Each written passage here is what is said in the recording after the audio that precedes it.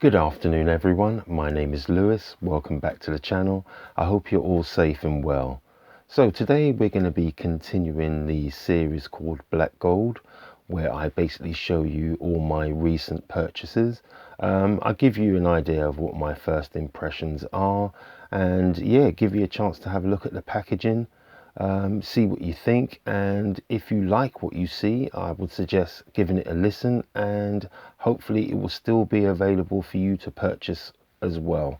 So first out of the gate is a 1970 release on the Vampy Soul label, and the album is by Bruce and Vladdy, and it's called The Reality. Yeah, I really like this cover. This gentleman here, loving the mustard coloured jacket with the crisp white shirt underneath. Yeah, he's certainly got, you know, he's got taste. Yeah, I really do appreciate that sense of style. This is the reverse side. No, there isn't like a digital version, which is fine. Just to give you an idea of what it says on the actual hype sticker. Bruce and Vladdy, The Reality. American Hammond player Bruce Powell and Polish drummer Władysław Jagiello met in Sweden in 1969 and recorded this wonderful and unique album. One of the rarest records ever released in the country. This piece of hypnotic jazz and progressive music, in the same vein as bands like Hanson and Carlson, has remained under the radar for most collectors until now. Released for the first time on 180-gram vinyl. Yeah, pleased as punch to hear that. Yeah, what I've heard of this particular album, I really did enjoy. I probably will be reviewing it relatively soon. But yeah, I'm looking forward to delving deeper into this one. This one's really nice. So just to show you some of the additional bump which came with it. There's this card insert. Yeah, it's quite thick. Nice little logo, and on the other side, some information about how the gentleman came together and the creativity behind the actual album itself. So yeah, really hyped about that. Yeah, really pleased. The vinyl itself, yeah, should show you. Decent inner sleeve. Yeah, I'll probably reuse it for one of my lesser albums. And the vinyl itself, yeah, nice label. Yeah, I like that. Yeah, no complaints. Yeah, all round, I'm very, very pleased with that. So yeah, I'm going to pat myself on the back for that. That's real nice. Second album. I heard this album by accident, in the sense of I'd seen it around, completely ignored it. Just so happens that, you know, all the stars were in alignment, and I gave it a go, and yeah, I've been kicking myself ever since for not purchasing this album earlier. It's a 1973 release, and this is a reissue copy on the mainstream label. In fact, it may be mainstream label to begin with, but yeah, this is a repress. And the musician is called Jack Wilkins, and the album is called Windows. Yeah, he's got a kind of Jose Feliciano look to him. Yeah, it looks like your physics teacher type thing. This is a nice gatefold cover to it. Yeah, some of the other musicians involved. Yeah, super pleased with this one.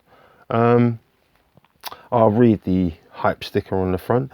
Jack Wilkins, Windows, first official vinyl reissue of the ultra rare 1973 classic featuring red clay sampled by A Tribe Called Quest on Sucker N. Deluxe gatefold LP featuring never seen session photos and new liner notes by Kevin de Gendre. And it has, yeah, kind of like downloadable version to go along with that. So yeah, super nice. Yeah, I'm enjoying that. Yeah, I was simply blown away when I heard this.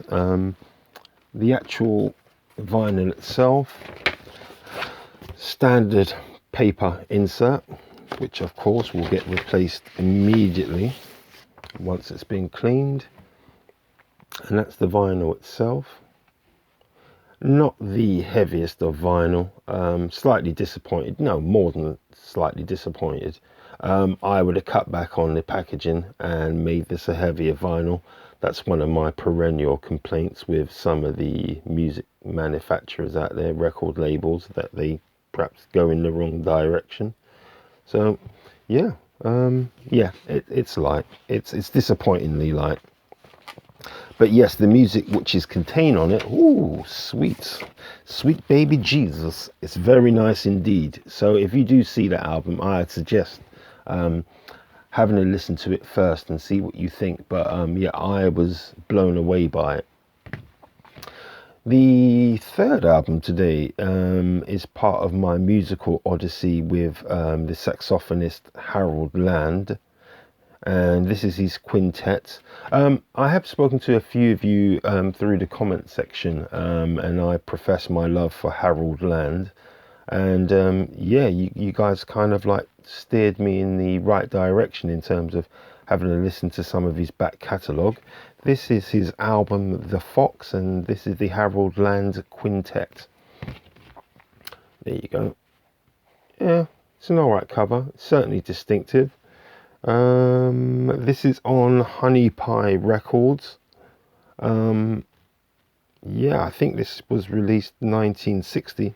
But the really like nice thing and surprising element of some of the the brief notes that I've read is that this was produced by David Axelrod, and those of you who are familiar with my channel know that I have a love for David Axelrod.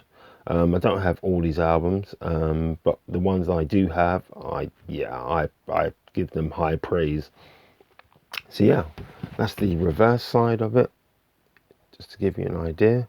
Yeah, nice packaging. Got no complaints there. The vinyl itself, I should show you.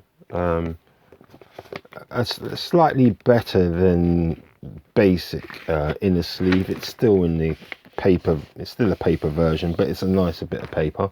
The vinyl does have some weight, so I'm really pleased about that. Yeah, not the most inspired label, but that does not really matter. Again, what I've heard of this album, I've really enjoyed it. Yeah, on closer examination, I may change my mind, but certainly at this point, yeah, I'm really looking forward to giving this a real good listen. And it probably will be in a future video in terms of being reviewed. The fourth album today is a delicious item in the Bossa Nova tradition. And this is, let's see what the date is for this. It's a 1963 release. And this is on the Elemental Music record label. It was formerly on the Elenco record label.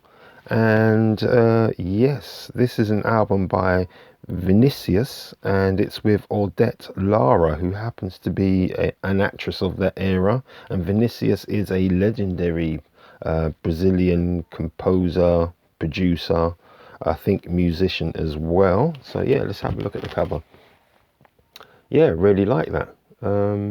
Yeah, there's a bit of sassiness to it, which I always enjoy on a kind of record cover. Nothing too over the top, but yeah, I really like the look of that. The reverse side, it has a bit of bump. It's all in Portuguese, so yeah, I won't be translating that anytime soon. Yeah, it's a nice piece. I shall read you the hype sticker. Vinicius de Moraes, a true legend. Vinicius de Moraes' lyrics were essential in the birth of Bossa Nova. This set presents the celebrated collaboration between Vinicius and actress-singer Odette Lara. It marks the first reference in the catalogue of the highly influential Bossa Nova label Elenco, and includes a dozen originals by Vinicius and the talented guitarist Baden Powell. with arrangements by celebrated Moacir Santos. Collector's reissue, 180 gram limited edition. That's what it says anyway. Yes, again, what I have heard of this, this will fit in deliciously and appropriately in my kind of Brazilian Latin section of my collection. Yeah, I tend to go for the traditional sounds of bossa nova. That's my thing. And this is going to fit in lovely, I'm sure of that. So I can't wait to give this a go. But yeah, super hyped about this one. Yeah, give it a listen if you are into Brazilian sounds, and see if it's for you. Yeah, this was one I hadn't seen around. I don't think it's necessarily a new release. It's yeah, but if you like the sound of it, you should be able to get it somewhere. Yeah, I think I got the last copy of where I purchased this one from. So yeah, good luck with that.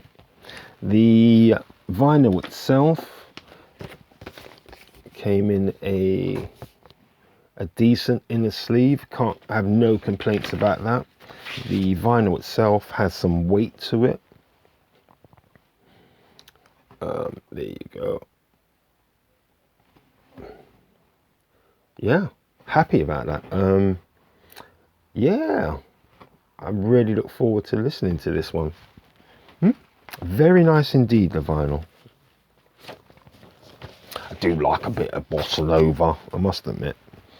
And the last album of this episode is a kind of, wow, I don't even know how to describe it really. It's by Eddie Russ, and the album is called See the Light. There you go. I do like this cover. I think everybody knows somebody who looks like this. The person that I know who looks like this is, let's just say for argument's sake, that's Frank. Frank's, you know, he's a laugh. He goes over the top once too often, but yeah, there's a kind of, he's a known quantity. Yeah, don't tell your secrets to Frank because everyone else will know it. But yeah, that's what Eddie Russ looks like to me. Yeah, I like the album cover. It's interesting in and of itself. It is originally a 1976 release.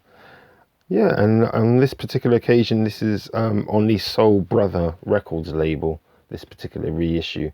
So yeah, there's a couple of tracks on here which I was really excited about when I heard them.